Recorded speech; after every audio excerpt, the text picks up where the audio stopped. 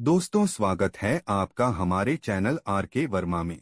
मुल्ला नसीरुद्दीन ने मदरसे की पढ़ाई पूरी कर ली थी और मिस्त्री का काम सीखने के लिए अपने गांव से प्रतिदिन पैदल ही शहर जाने लगा था। शहर जाने पर उसने शहर की रौनक और रंगीनियां देखीं। बड़े बड़े मकान देखे। साफ सुथरे कपड़ों में आते जाते लोगों को देखकर वह सोचता, जब वह काम सीखकर कुछ कमाने लगेगा तब अपने लिए ऐसे कपड़े बनवाएगा जिसे जो भी देखे तो देखता रह जाए। शाम को जब वह शहर से अपने गांव लौटता तो उसका दिमाग इसी गुंधुन में लगा रहता कि उसके कपड़े कैसे होने चाहिए जिसे लोग देखें तो देखते ही रह जाएं। एक दिन शहर से लौटने में उसे थोड़ी देर हो गई। उस्ताद ने उस दिन उसे शहर घुमाया और अफीम के अड्डे पर भी ले गया। उस दिन उस्ताद को कहीं से पैसे मिले थे। उन पैसों को पाकर वह बहुत खुश था। मुल्ला नसीरुद्दीन शहरी जीवन के बारे में बहुत कम जानता था। उस दिन अपने उस्ताद के साथ उसने बहुत कुछ नया देखा था। उसका उस्ताद अफीमची था। जब वह नसीरुद्दीन को शहर घुमा रहा था तभी उसे अफीम की तलब महसूस हुई। वह नसीरुद्दीन को साथ लेकर अफीम के अड्डे पर पहुंच गया। खुद तो अफीम खाई ही, थोड़ी सी अफीम नसीरुद्दीन को भी चटा दी।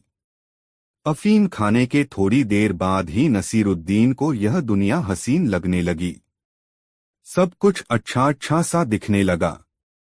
इससे पहले मुल्ला नसीरुद्दीन ने कभी कोई नशा नहीं किया था। अफीम की पिनक में उसे यह दुनिया बहुत बदली हुई सी लग रही थी। उसके उस्ताद पर भी अफीम की धुन की सवार हो गई थी। वह लगातार गाना गाए जा रहा था। खुद अपने मुंह से गाने के साथ चलने वाला संगीत भी बजाता और फिर ऊंचे स्वर में कुछ गाने लगता। आवाज उसके मुंह में फंसती हुई निकलती जिससे यह समझ पाना मुश्किल होता कि वह गा क्या रहा है। किसी तरह मुल्ला नसीरुद्दीन अपने उस्ताद को उसके घर छोड़ आया और फिर अपने गांव की तरफ चल पड़ा। शहर की भीड़-भाड़ वाले इलाके में पहुंचकर मुल्ला को उस समय भीड़ कम महसूस हुई। दरअसल रात चढ़ आई थी। बाजार की दुकानें बंद हो चुकी थीं, जिसके कारण सड़कों पर लोग कम थे, लेकिन मुल्ला नसीरुद्दीन चूंकि अफीम की पिनक में था इसलिए उसे समय का एहसास नहीं था। वह यह नहीं समझ पा रहा था कि रात चढ़ाई है इसलिए दुकानें बंद हो गई हैं। वह चकित और भ्रमित सा शहर के बाजार वाले इलाके से गुजरा। उसे कई बार यह भ्रम भी हुआ कि वह गलत रास्ते पर चल रहा है, किंतु इस भ्रम के साथ ही वह चैतन्य होकर सड़क के दाएं बाएं देखने लगता तो पाता कि वह सही सड़क पर ही चल रहा है। इस तरह ठमकते चलते मुल्ला नसीरुद्दीन उस मोड़ पर पहुंच गया जहां से उसके गांव के लिए सीधी सड़क जाती थी।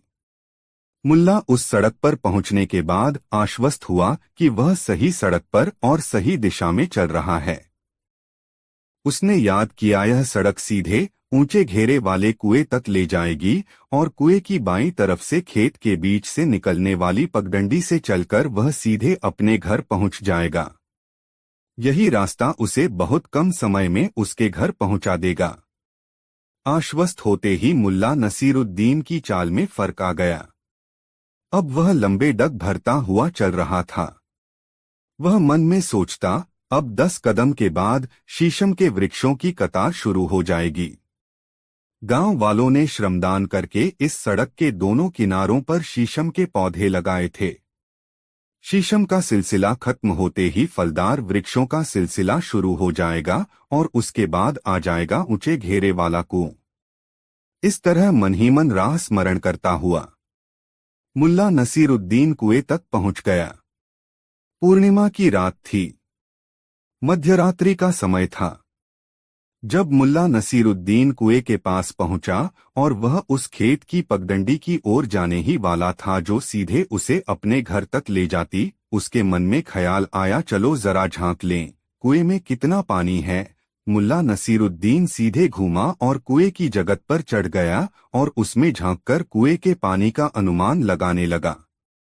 अभी कुएं में झांकते हुए 2-4 पल ही बीते होंगे कि मुल्ला को कुएं के पानी में चांद की प्रतिच्छाया दिखाई पड़ी। मुल्ला चौंक गया, अरे बाप रे, यह तो गजब हो गया। चांद अपनी जगह से कुएं में उतर गया है। कहते हैं कि सूरज, चांद, सितारे पृथ्वी के इर्द गिर्द एक नियम से बंधे रहते हैं। इस नियम में परिवर्तन से तो सारी सृष्टि का नियम प्रभावित हो जाएगा। फिर अपनी इस पृथ्वी पर भी तो उथल पुथल मच जाएगी। फिर हमारा घर और खेत, इन पर भी तो असर पड़ेगा। नहीं नहीं, किसी भी तरह चांद को कुएं से निकालकर उसे उसके स्थान पर पहुंचाना ही होगा, तब ही रह पाएगी पृथ्वी सुरक्षित। मुल्ला नसीरुद्दीन के सामने उस समय एकमात्र उद्देश्य था कुएं में डूबे चांद को बाहर निकालना और फिर चांद को रस्सी के फंदे में डालकर आसमान की तरफ उछाल देना ताकि चांद अपने स्थान पर पहुंच जाए। अफीम की पिनक में मुल्ला नसीरुद्दीन देर तक इसी गुंधुन में लगा रहा कि चांद को कुएं से कैसे निकाले। तभी मुल्ला की नजर कुएं की मुंडेर पर रखी रस्सी पर पड़ी। यह रस्सी कुएं से पानी निकालने के लिए बाल्टी बांधने के काम आती थी। रस्सी देखते ही मुल्ला नसीरुद्दीन उछल पड़ा और आसमान की तरफ हाथ फैलाकर कहा, या खुदा, आखिर रस्सी मिल ही गई। अब मेरा काम आसान हो गया है। इसके बाद मुल्ला नसीरुद्दीन ने रस्सी उठाई, पानी में झोंककर चांद की गोलाई का अनुमान लगाया और फिर अपने अनुमान के मुताबिक चांद की गोलाई के बराबर रस्सी का फंदा तैयार किया तथा बहुत सतर्कता से रस्सी को कुएं में फेंका। रस्सी को दाएं बाएं घुमाकर मुल्ला ने एक झटका दिया और फिर उसे पानी से खींचने लगा। रस्सी आसानी से पानी से बाहर आ गई। चांद उसमें नहीं फंसा था। खाली रस्सी देखकर मुल्ला को निराशा हुई। उसने रस्सी का फंदा फिर से ठीक किया और फिर करीने से उसे पानी में डाल दिया। उसने फिर रस्सी खींची और इस बार भी उसे निराशा हाथ लगी। मुल्ला ने तीसरी बार रस्सी का फंदा बनाया और चांद को पकड़ने के लिए उसे पानी में डाला। संयोग से इस बार रस्सी का फंदा कुएं में किसी मजबूत चीज में जा फंसा। मुल्ला ने रस्सी खींचने की कोशिश की मगर रस्सी अपनी जगह से टस से मस नहीं हुई। मुल्ला नसीरुद्दीन ने मन ही मन संकल्प लिया कि चाहे जितनी ताकत लगानी पड़े वह लगाएगा और चांद को कुएं से निकालकर ही दम लेगा। मुल्ला थोड़ा सुस्ताता फिर एड़ी चोटी का जोर एक करके रस्सी को खींचता। अंततः मुल्ला ने कुएं के मेहराब पर एक पांव को टिकाया और अपनी पूरी ताकत से रस्सी खींची। बार बार जोर लगाने और ढीला छोड़ने से रस्सी जिस चीज में फंसी थी उससे एक झटके में निकल गई और जोर लगाते ही मुल्ला नसीरुद्दीन चारों खाने चित गिरा। कुएं के मेहराब के चारों तरफ बने पक्के चबूतरे पर मुल्ला नसीरुद्दीन जब गिरा तो उसके सिर का पिछला भाग पक्की सतह से टकरा गया और इस चोट से मुल्ला नसीरुद्दीन की चेतना लुप्त हो गई। थोड़ी देर तक वह चित पड़ा रहा। जब धीरे धीरे उसकी चेतना लौटी और उसने आंखें खोली तो सारा आसमान उसकी आंखों के सामने था। जमीन पर चारों खाने चित पड़ा मुल्ला नसीरुद्दीन यह देखकर अपनी पीड़ा भूल गया कि आसमान में चांद सितारों की मजलिस में अपनी पूरी दमक के साथ मौजूद है। उसने मन ही मन खुदा को धन्यवाद दिया कि यह कायनात बर्बाद होते होते बच गई। फिर वह अपनी जगह से उठा और बिना कुएं के पानी में झांके अपने घर जाने वाली पगडंडी पर चल पड़ा। सामने आसमान में चांद दमक रहा था और चांद को देखकर मुल्ला नसीरुद्दीन सोच रहा था, आज मैंने समय पर नहीं देख लिया होता तो कुएं में ही डूब गया होता चांद। मुल्ला का हर कदम जो उसके घर की तरफ उठ रहा था बहुत तसल्ली भरा कदम था, जैसे उसने कोई किला फतह किया हो। दोस्तों, मुल्ला नसीरुद्दीन समय भांपकर बोलने की क्षमता रखने वाला ऐसा इंसान था जिसकी बातों में रोतों को हंसा देने की क्षमता थी। दंभियों पर उसकी बातें कहर से भारी थी और असहायों के लिए वरदान। अपने इस गुण के कारण मुल्ला नसीरुद्दीन के कदरदानों की कमी नहीं थी। जानने पहचानने वालों की तादाद बढ़ी तो मुल्ला नसीरुद्दीन के दावत पर बुलाने वालों की भी कमी न रही। 2-4 दिन पर कहीं न कहीं से बुलावा आ जाता और मुल्ला नसीरुद्दीन को दावत खाने जाने की विवशता आ घेरती। एक बार राजधानी के एक रईस के घर जलसा हुआ। जलसे का संदेश और आमंत्रण मुल्ला नसीरुद्दीन को भी मिला। आमंत्रण पत्रा भेजने वाले का नाम उसमें मोहम्मद रसूख जिलानी लिखा हुआ था। वह दुविधा में पड़ गया, आखिर कौन है यह मोहम्मद रसूख जिलानी? आमंत्रण पत्रा तो इस ढंग से लिख रखा है मानो मेरा सगा हो। इस तरह के बुलावों के प्रति मुल्ला नसीरुद्दीन बहुत संवेदनशील था। आमंत्रण देने वाला चाहे गरीब हो चाहे अमीर, आमंत्रण किसी के जन्मोत्सव का हो या मरने के बाद किए जाने वाले कर्मकांड का, वह हर बुलावे पर उपस्थित अवश्य होता था। यह उसके जनसंपर्क का दायरा बढ़ाने और लोकव्यवहार का तरीका था। मगर वह मोहम्मद रसूख जिलानी की याद भी नहीं आ रही थी। राजधानी से आए आमंत्रण को नजरअंदाज भी नहीं किया जा सकता था। उसकी उलझन बनी हुई थी, आखिर यह मोहम्मद रसूख जिलानी है कौन? आमंत्रण पत्र की भाषा ऐसी थी जिससे शुभा होता था कि पत्रा किसी करीबी रिश्तेदार ने लिखा है। मुल्ला सोच में पड़ा था, आखिर राजधानी में मेरा रिश्तेदार कौन है? मुल्ला इसी गुंधुन में था कि उसकी बेगम ने ताड़ लिया कि मुल्ला आज किसी उलझन में है। उसने पूछा, क्या बात है? सुबह से ही देख रही हूं, कुछ परेशान नजर आ रहे हो। क्या करोगी जानकर? तुम्हारे बस की बात नहीं, मुल्ला नसीरुद्दीन ने लंबी सांस लेते हुए कहा। मैंने कब कहा कि मेरे बस की बात है? अरे, उलझन बताने से ही सुलझती है। क्या पता मैं तुम्हारी उलझन ही दूर कर दूं, बेगम ने कहा। मुल्ला नसीरुद्दीन थोड़ी देर तक अपनी बेगम का मुंह ताकता रहा, फिर यह सोचकर कि क्या पता इसे ही कुछ याद आ जाए, उसने कहा, दरअसल मैं राजधानी वाले मोहम्मद रसूख जिलानी के बारे में सोच रहा था। अरे, क्या हुआ मामूजान को? बेगम ने चैंकते हुए पूछा। मामूजान? क्या मोहम्मद रसूख जिलानी तुम्हारे मामूजान हैं? और नहीं तो क्या तुम्हारे मामूजान हैं? अरे, इतना भी याद नहीं, वे हमारे बगदाद वाले मामूजान जो शादी के बाद ही बगदाद जा बसे थे।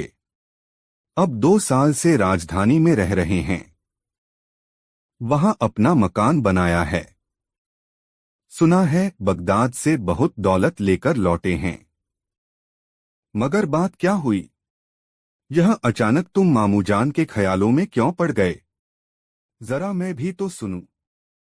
अरे, कुछ नहीं, बस उनके घर से बुलावा आया है। दावत है उनके यहाँ पूर्णमासी के दिन। मैं उनका आमंत्रण पत्रा पढ़ के समझ नहीं पा रहा था कि मोहम्मद रसूख जिलानी हैं कौन। शादी के बाद एक आध बार ही तो मिलना हुआ है और जब भी मिला तो उन्हें मामूजान ही कहा, इसलिए मोहम्मद रसूख जिलानी नाम से उन्हें पहचान नहीं पाया। मुल्ला नसीरुद्दीन ने झेंपते हुए कहा। हाँ, मेरे मायके वालों के नाम तुम्हें क्यों याद रहने लगे? अरे, तुम्हें मेरे अब्बू का नाम मोहम्मद मनसुख जिलानी की याद होती तो मोहम्मद रसूख जिलानी की भी याद आ जाती। खैर, लाओ जरा वह आमंत्रण पत्र मुझे भी दिखाओ, क्या लिखा है मामूजान ने? जरा मैं भी तो देखें। बेगम ने मुल्ला नसीरुद्दीन की तरफ अपना हाथ बढ़ाया और मुल्ला नसीरुद्दीन ने बेगम के हाथ में मोहम्मद रसूख जिलानी का खत रख दिया। बेगम ने उस खत को पढ़ा तो खुशी से उछल पड़ी। अरे, तुमने तो मुझे बताया ही नहीं था, मामूजान ने तो खास तौर से मुझे भी बुलाया है। देखो इसमें कितने प्यार से लिखा है, मेरी प्यारी बिटिया को भी लेते आना। मुल्ला नसीरुद्दीन ने आमंत्रण पत्रा फिर से देखा तो पूरे खत से अलग एक जगह पर यह बात घेर कर लिखी गई थी। इस पंक्ति पर खास तवज्जो दिलाने के लिए इसे चारों तरफ से घेरा गया था, लेकिन मुल्ला नसीरुद्दीन था कि उस पंक्ति पर उसने ध्यान ही नहीं दिया था। बेगम को खुशी से उछलते देखकर मुल्ला नसीरुद्दीन ने सोचा, राजधानी जाना है। एक ही गधा मेरे पास है। बेगम उस पर मेरे साथ बैठ नहीं पाएगी। घोड़े से जाऊं तो घोड़ा किसी से मांगना पड़ेगा। 1-2 दिन की बात होती तो चलो कोई बात नहीं थी। राजधानी जाने में 2 दिन लग जाएंगे और 2 दिन लौटने में। 2 दिन मामू जान के घर, मतलब कि पूरे सप्ताह भर की बात है। यानी 7 दिनों के लिए एक घोड़ा सहित 2 जनों की खुराक का इंतजाम करना होगा। मुल्ला नसीरुद्दीन चिंता में पड़ गया। उसने सोचा, यदि बेगम मामूजान से मिलने जाने का इरादा छोड़ दे तो उसका काम आसान हो जाएगा। मगर बेगम थी कि किसी भी तरह मानने को तैयार नहीं हुई। अंततः मुल्ला नसीरुद्दीन ने अपना लंबा चोगा धारणा किया, नोकदार टोपी पहनी और गधे पर सवार होकर बाजार पहुंच गया। और दिनों की अपेक्षा उस दिन बाजार में भीड़ अधिक थी। मुल्ला ने जानना चाहा कि कारण क्या है, बाजार में इतनी गहमागहमी क्यों है। पता चला कि आज सुल्तान अपने चुनिंदा साथियों के साथ बाजार में खरीदारी करने आ रहे हैं। मुल्ला नसीरुद्दीन को उम्मीद बंध गई कि कोई अच्छा काम इस बाजार में मिल जाएगा। और ऐसा ही हुआ। जेवर की एक दुकान में मुल्ला नसीरुद्दीन को ग्राहकों को जेवर दिखाने का काम मिल गया। सुल्तान की सवारी बाजार में आई, उस समय अफरा तफरी मच गई। मुल्ला नसीरुद्दीन ने साहूकार को गद्दी पर बैठा दिया और आनन फानन में उसने जेवर की दुकान की भीड़ हटाकर दुकान में प्रवेश की जगह खाली करा दी और बिना सेठ से पूछे ही दुकान में लगे झाड़फानूस को रोशन करवा दिया। देखते ही देखते दुकान की रौनक कई गुना बढ़ गई और सुल्तान बाजार की दुकानों को बाहर बाहर ही देखते झांकते उस दुकान में प्रवेश कर गए। मुल्ला नसीरुद्दीन ने अपनी नोकदार टोपी उतारकर और कमर तक झुककर सुल्तान का स्वागत किया। दुकान के लगभग सभी सदस्यों ने सुल्तान का अभिवादन किया। दुकानदार तो सुल्तान की खिदमत में बिछासा जा रहा था, मगर सुल्तान इन तमाम बातों से बेपरवाह मुल्ला नसीरुद्दीन से ही बातें किए जा रहा था। मुल्ला नसीरुद्दीन का अंदाजे बया रोचक, मनोरंजक और जानकारी भरा था। सुल्तान ने उस दुकान से काफी जवाहरात खरीदे और वहां से जाने से पहले मुल्ला नसीरुद्दीन से बोला, मेरा वक्त अच्छा कटा। तुमसे काफी जानकारी भी हासिल हुई। मुझे इस गांव का यह बाजार हमेशा याद रहेगा। तुम मुझे अपना नाम बताओ। क्या पता कभी तुमसे कोई काम ही पड़ जाए। मुल्ला नसीरुद्दीन ने बहुत विनम्रतापूर्वक सुल्तान को अपना नाम पता बताया और सुल्तान को दुकान से बाहर तक छोड़ने आया। सुल्तान ने जाते समय कहा, मुल्ला नसीरुद्दीन, मैंने तुम्हारा नाम तो पहले भी सुना था मगर आज देख भी लिया। सचमुच तुम एक दिलचस्प इंसान हो। मैं तुम्हें याद रखूंगा। सुल्तान को दुकान से बाहर तक छोड़ने दुकान का मालिक भी आया था और दुकान में काम करने वाले उसके स्थायी कर्मचारी भी, किंतु सुल्तान ने उनके अभिवादन की ओर ध्यान नहीं दिया। सुल्तान के जाने के बाद दुकानदार और उसके कर्मचारी मुल्ला नसीरुद्दीन की बुद्धिमत्ता की तारीफ करने लगे।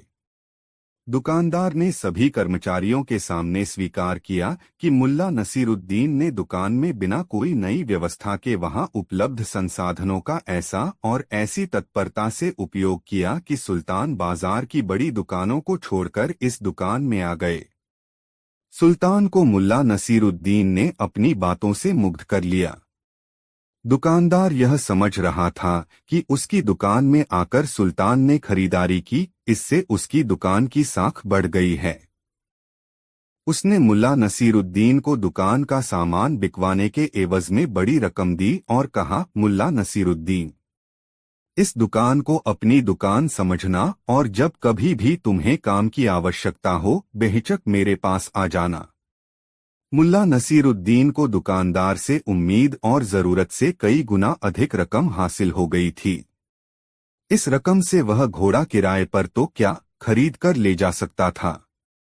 बहरहाल रकम लेकर मुल्ला नसीरुद्दीन ने उस दुकान से विदा ली और बाजार की सैर करता हुआ वह कपड़ों की एक दुकान में गया। वहां उसने अपनी बेगम के लिए कुछ कपड़े खरीदे, फिर वहां से अपने घर वापस आ गया। मुल्ला नसीरुद्दीन के घर आने पर जब बेगम ने देखा कि उसके लिए मुल्ला ने शानदार कपड़े खरीदे हैं, तब वह खुशी से झूम उठी। मन ही मन वह इस बात के लिए शर्मिंदा थी कि इतने समझदार व्यक्ति को वह निठल्ला मानती रही। यह तो समय के अनुरूप आश्चर्यजनक ढंग से काम करने वाला इंसान है। मुंह से मकान का नाम लिया तो कुछ घंटों में मकान हासिल कर लेने वाले इस इंसान पर खुदा की मेहरबानी है। दोपहर तक यह शख्स सोच रहा था कि दावत में जाए तो जाए कैसे, और रात होते ही इतना कीमती लिबास लेकर आ गया है। अपनी बेगम को इस तरह मुग्ध नजरों से देखते हुए मुल्ला नसीरुद्दीन ने उससे कहा, बेगम, कपड़े पसंद आए? हाँ, बहुत महंगे लगते हैं। असली सोना चांदी के सलमा सितारों का इन पर काम है। भारी भी है, बरसों काम आएंगे। हाँ बेगम, यही सोचकर लिया भी। कल सुबह मैं घोड़ा मंगवा लूंगा। उस पर सवार होकर हम पहले तो बाजार चलेंगे और तुम्हारी पसंद की कोई अच्छी सी जूती खरीदेंगे। उसके बाद लौटकर तुम्हारे मामू जान के घर जाने की तैयारी की जाएगी, मुल्ला नसीरुद्दीन ने कहा। बेगम उसकी बातें सुनकर चकित रह गई और आश्चर्य से पूछने लगी, क्या कहा? मेरे लिए जूती लोगे? अरे मेरे पास कई जोड़ी जूतियां पड़ी हैं, उनमें से ही कोई झाड़ पोंछ कर पहन लूंगी। तुम मेरे लिए नहीं, अपने लिए कपड़े और जूते ले लो, यह ज्यादा जरूरी है। फिर बेगम को ख्याल आया कि इस तरह की खरीदारी के लिए तो पैसों की आवश्यकता होगी। मुल्ला नसीरुद्दीन के पास पैसे कहाँ हैं कि वह ये खरीदारियां करेगा।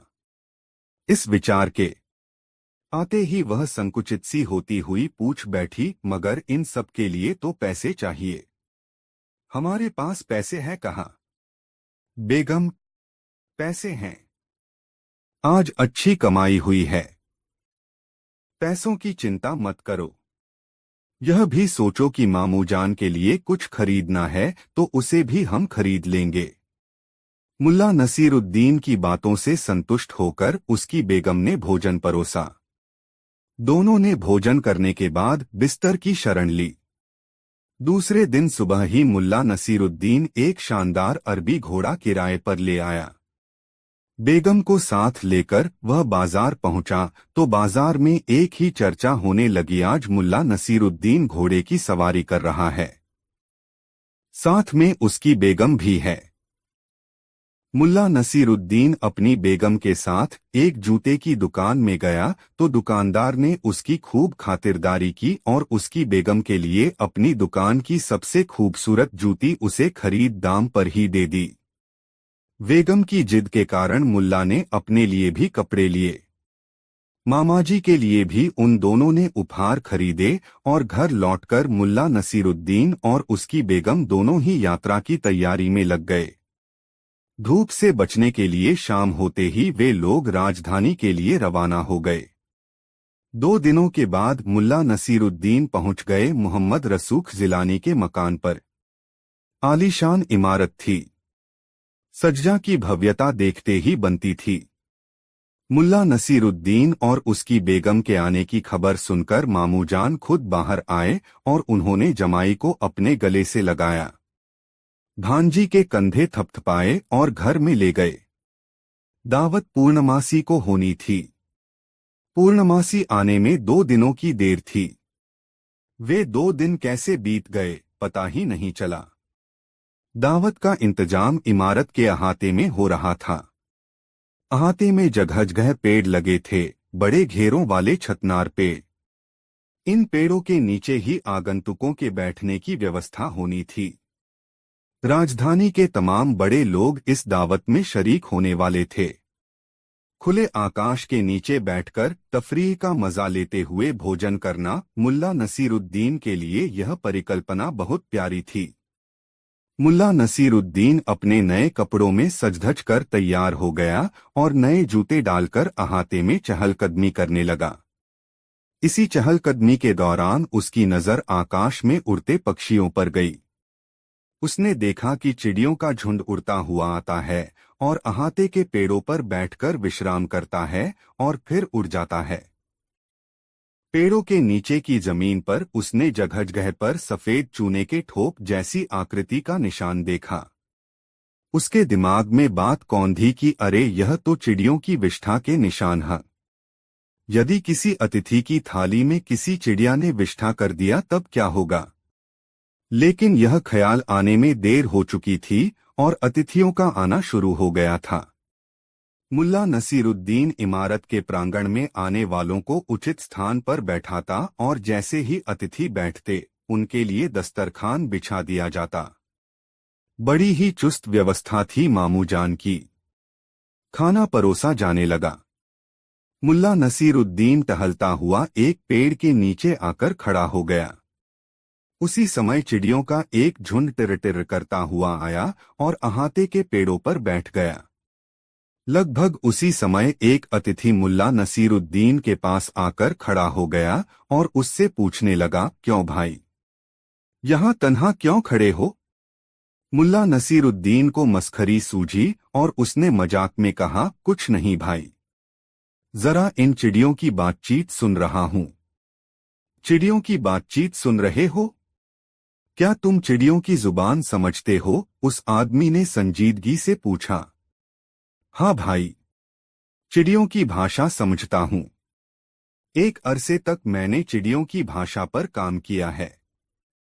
उसी समय सामने के आम के पेड़ पर बैठा एक बड़ा सा परिंदा जोरों से शोर किया, टेंटेंटे हैं। उस आदमी ने मुल्ला नसीरुद्दीन से पूछा, इस परिंदे ने क्या कहा, बताओगे? हाँ, क्यों नहीं, मुल्ला नसीरुद्दीन ने मजाक करते हुए कहा। उस परिंदे ने कहा है, देखो मैं इस रईस की थाली में विष्ठा करूंगा क्योंकि यह परले दर्जे का कंजूस है, कभी चिड़ियों के लिए दाना नहीं डालता है। मुल्ला नसीरुद्दीन की बात समाप्त हुई और उस आदमी ने इस पेड़ के नीचे बैठे रईस की थाली पर टकटकी लगा दी। उसके आश्चर्य का तब कोई ठिकाना नहीं रहा जब उस पेड़ के नीचे बैठे रईस की थाली में वाकई उस परिंदे ने विष्ठा कर दी। दोस्तों, करीम सेठ बुखारा का मशहूर साहूकार था। उसका कारोबार दूर दूर तक फैला हुआ था। अपना कामकाज संभालने के लिए उसने तरह तरह के विशेषज्ञों को अपने यहाँ नौकरी दे रखी थी। खुद उसके जीने का तरीका किसी बादशाह से कम नहीं था, होता भी क्यों नहीं। आखिर सेठ करीम के पास बेशुमार दौलत जो थी। एक बार मुल्ला नसीरुद्दीन जब बुखारा आया हुआ था तब सेठ करीम ने अपने घर पर एक शानदार दावत दी थी। उसने एक तरह से बुखारा के तमाम नामी लोगों को न्योता भेजा था। मुल्ला नसीरुद्दीन अपनी बेमिसाल दाढ़ी और नोकदार टोपी के साथ ही हर फनमौला व्यक्तित्व के कारण बुखारा में अपनी अलग पहचान रखता था। सेठ करीम का आमंत्रण उसे भी मिला। दावत से ठीक एक दिन पहले सेठ करीम ने उसकी तैयारियों के लिए विचार विमर्श की जरूरत महसूस की और कुछ चुनिंदा लोगों को इस विचार विमर्श के लिए बुलाया। इन चुनिंदा लोगों में मुल्ला नसीरुद्दीन का नाम भी शामिल था। मुल्ला को जब सेठ करीम का यह बुलावा मिला तो वह चकरा सा गया। आखिर सेठ करीम ने उसे विचार विमर्श के लिए क्यों बुलाया है? यह तो उसका बिल्कुल निजी मामला है। जिसे चाहे बुलाए और जो चाहे खिलाए। आखिर दावत वह दे रहा है, उसमें भला मेरी सलाह की जरूरत कहाँ से आन पड़ी? मुल्ला ने मन ही मन फैसला किया, मैं तो हरगिज नहीं जाऊंगा। ऐसा विचार कर मुल्ला नसीरुद्दीन ने अपना चोगा पहना, घेरेदार सलवार पहनी और नोकदार टोपी पहनकर अपनी दाढ़ी सहलाते हुए बाजार की तरफ निकल गया। बाजार पहुंचकर मुल्ला को वहां कुछ अजीब सा लगा। उसने देखा कि बाजार में छोटी दुकानें तो खुली हुई हैं मगर बड़ी दुकानें बंद हैं। बाजार में चहल पहल की कमी थी। दाएं बाएं देखता हुआ मुल्ला अपनी आदत के अनुसार दाहरी सहलाता हुआ चला जा रहा था। रास्ते में उसने दो दोस्तों को बातें करते जाते देखा। दोनों मुल्ला नसीरुद्दीन से महज 2 कदमों की दूरी पर चल रहे थे। उनमें से एक कह रहा था, मेरी मान, जब तुझे सेठ करीम ने विचार के लिए बुलाया है तो चला ही जा। कमबख्त बहुत संदिल है, सनकी भी है। यदि तुम उसके यहां नहीं गए तब हो सकता है कि वह इस बात का बुरा मान जाए। और यह तो तुम जानते ही हो कि आधा बुखारा उसकी जागीर है, जिसे वह पसंद नहीं करता है, उसका तो बुखारा में रहना ही मुश्किल है।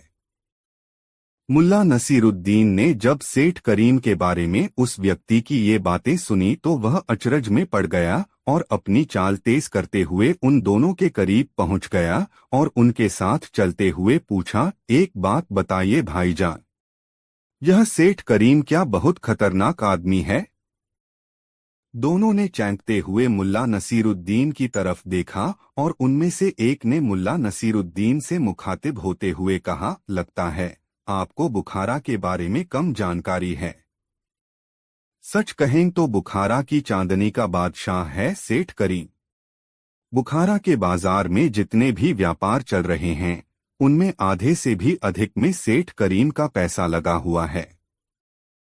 पैसे की सनक सेठ करीम पर ऐसे सवार है कि किसी भी आदमी के पास वह अपना एक पैसा नहीं छोड़ता। हिसाब किताब में वह इतना खरा है कि छोटी सी चूक के लिए वह अपने कारिंदों को बड़ी से बड़ी सजा देने से भी नहीं हिचकता। इन दिनों उसे मशहूर होने की सनक लग गई है, इसीलिए वह समय समय पर दावत देता रहता है। इन दावतों से वह बस इतना चाहता है कि लोग उसे शाखर्च मान लें और उस पर जो कंजूस होने का ठप्पा लगा हुआ है वह हट जाए। सेठ करीम के बारे में मिली इन जानकारियों से मुल्ला नसीरुद्दीन ने उसके पास नहीं जाने का विचार त्याग दिया और तय कर लिया कि वह सेठ करीम के बुलावे पर अवश्य जाएगा और देखेगा कि इस शख्स में ऐसी क्या खास बात है कि लोग उससे इतना खौफ खाते हैं।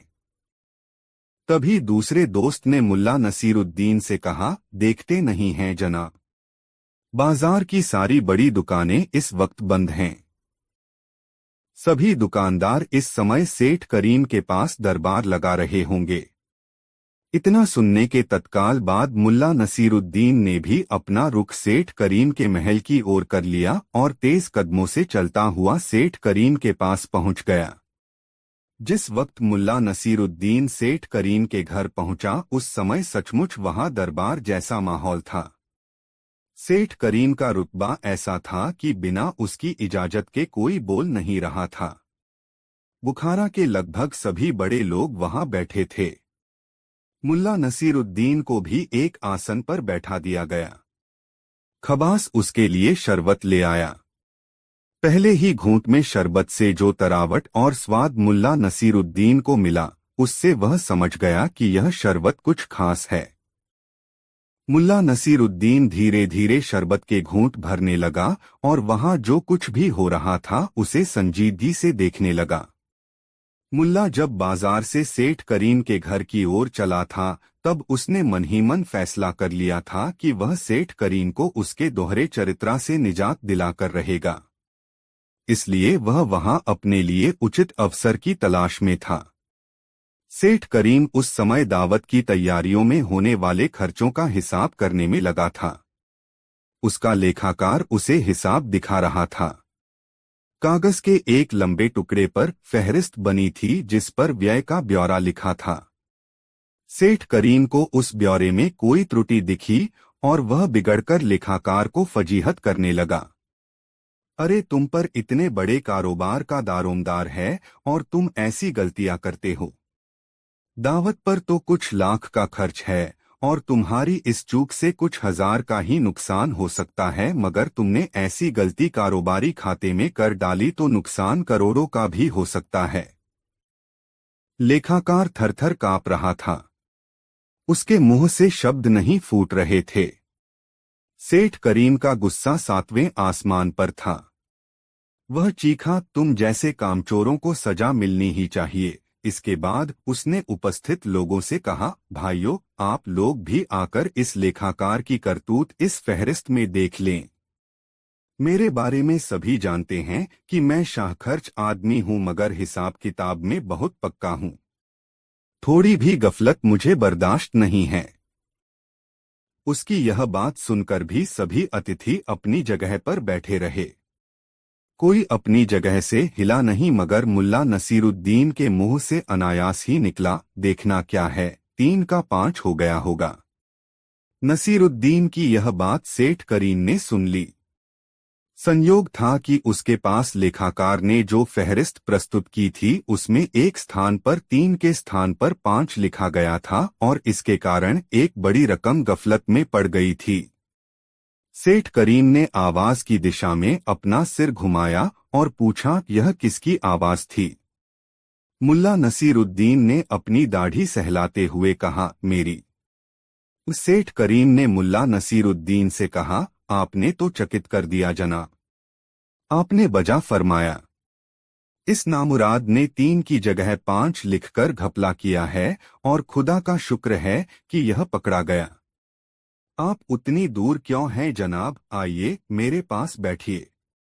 मुल्ला नसीरुद्दीन दूर से ही उस दरबार का जायजा लेना चाहता था, इसलिए उसने अपनी जगह पर बैठे बैठे ही कहा, चकित होने की जरूरत नहीं है, मैंने तो एक मुहावरा कहा था। नहीं जनाब, हम भी पारखी हैं। आप आकर हमारे करीब बैठिए। आपकी जगह तो यहाँ है मेरे पास, सेठ करीम ने अनुनय करते हुए कहा। मुल्ला नसीरुद्दीन के पास अब कोई चारा नहीं रह गया, इसलिए वह अपने स्थान से उठा और सेठ करीम के पास जाकर बैठ गया।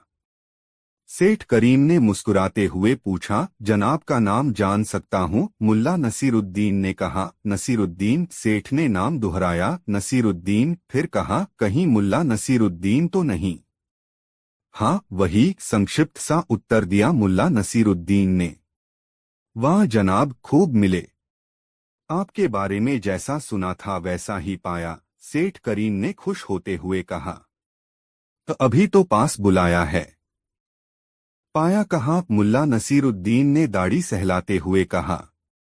पाया नहीं तो पा भी लेंगे, सेठ करीम ने हंसते हुए कहा, मैंने जो चाहा है उसे पाया भी है। खुशी हुई जानकर मुल्ला नसीरुद्दीन ने कहा, मगर मैं अभी किसी की चाहत के रूप में शुमार नहीं किया गया। इतना कहने के बाद मुल्ला नसीरुद्दीन हंसने लगा। सेठ करीम भी मुल्ला नसीरुद्दीन के साथ हंसने लगा था। उसकी हंसी रहस्यमय थी, जिससे यह जाहिर नहीं हो रहा था कि यह हंसी प्रसन्नता की हंसी है या कटाक्ष की। मुल्ला नसीरुद्दीन को अपने पास बैठाकर फिर से लेखाकार की तरफ मुखातिब हुआ है। हाँ, तो तुम क्या समझ रहे थे कि तुम्हारी यह जालसाजी पकड़ी नहीं जाएगी? मूर्ख, इस तरह की गड़बड़ी मैं सबसे पहले पकड़ता हूँ। अब तुम सजा पाने के लिए तैयार हो जाओ, सेठ करीम ने बेहद ठंडे स्वर में लेखाकार से कहा। सजा का नाम सुनते ही लेखाकार की पेशानी पर पसीने की बूंदें छलक पड़ी। वह थर-थर कांपते हुए घुटनों के बल खड़ा हो गया और सेठ करीम के सामने गिड़गिड़ाने लगा, हुजूर, लेखा में कलम की चूक के लिए मैं शर्मिंदा हूँ। मगर सरकार, यह गलती किसी गोलमाल के इरादे से नहीं की गई है। मुझे माफ कर दें। गिड़गिड़ाते लेखाकार को देखकर सेठ के चेहरे पर क्रूरता का एक अजीब सा भाव उभर आया और उसने सांप की तरह फुफकारते हुए कहा, सेठ करीम, ऐसी गलतियों के लिए माफी नहीं दिया करता। सजा तो तुम्हें मिलेगी ही। यह लो अपनी फहरिस्त। सेठ करीम ने कागज का वह लंबा टुकड़ा जिस पर हिसाब लिखा हुआ था लेखाकार की तरफ बढ़ाया। लेखाकार ने कागज का वह टुकड़ा सेठ से ले लिया। सेठ करीम ने कागज लेखाकार को थमा देने के बाद अपनी सुरक्षा के लिए तैनात लठैत को इशारा करके बुला लिया और लेखाकार को देखकर मुस्कुराया। बड़ी जहरीली थी उसकी मुस्कान। मुस्कुराते हुए सेठ करीम की तरफ वहां बैठे तमाम लोग देख रहे थे। सबको सांप सूंघ गया था। कोई समझ नहीं पा रहा था कि अब क्या होगा। सेठ करीम की धनलोलुपता और क्रूरता के तरह तरह के किस्से उन लोगों ने सुन रखे थे। थोड़ी देर के सन्नाटे के बाद सेठ करीम ने गूंजती आवाज में कहा, लेखाकार, तुमने अक्षम्य भूल की है। तुम्हारी आसान सजा यह है कि तुम अपने हाथ के कागज को इन तमाम लोगों के सामने चबाकर खा जाओ, और कठिन सजा यह है कि इस लठैत से 50 लाठियों की बख्शीश अपने बदन पर लो। दोनों सजा में से एक सजा तुम्हें चुननी है। यह तुम्हारे ऊपर है कि तुम अपने लिए कौन सी सजा चुनते हैं। सेठ करीम इतना रहमदिल है कि किसी से अपनी बात जबरन नहीं मनवाता, यहां तक कि सजा भी मुंहमांगी देता है।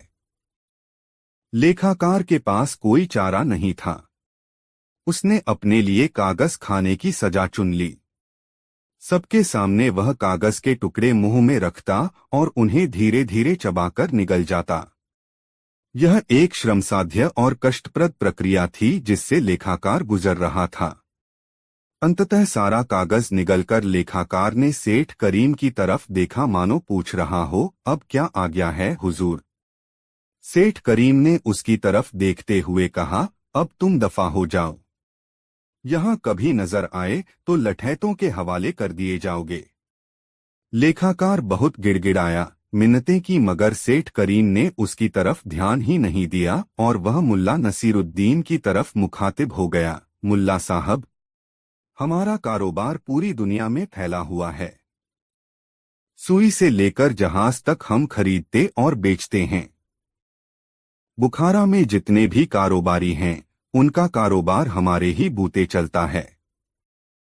आज से आप हमारे लेखा विभाग का जिम्मा संभाले। मुझे आप जैसे तेज दिमाग इंसान की शिद्दत से तलाश थी। खुदा का शुक्र है कि आप मुझे मिले हैं। मगर सेठ साहब, आप मुझे गलत समझ रहे हैं। मैं हिसाबी नहीं हूं। मैंने तो मुहावरा कहा था, आपने उसे हिसाब समझ लिया। मुल्ला नसीरुद्दीन ने सेठ करीम से अपना पिंड छुड़ाते हुए कहा। नहीं मुल्ला नसीरुद्दीन, हम भी आंख वाले हैं। ऐसे ही हम इतने बड़े कारोबारी नहीं हो गए हैं। इंसान को पहचानने की कुव्वत तो मुझ में है ही। नानुकुर से काम नहीं चलेगा। अभी से आप लेखा विभाग का काम संभाल लें। अब सारे खर्चों का ब्यौरा आपके पास पहुंचा करेगा और सारी लेनदारियां व देनदारियां आपको बता दी जाएंगी। आपके जैसे व्यक्ति को यह हिसाब किताब समझने में देर नहीं लगेगी। मुहमांगा वेतन आपको दिया जाएगा। यदि आप चाहें तो वेतन की रकम पेशगी ले सकते हैं। बेचारा मुल्ला नसीरुद्दीन पड़ गया सेठ करीम के चक्कर में। उसकी हालत यह थी कि न तो हाँ कहते बन रहा था और न ही ना कहते।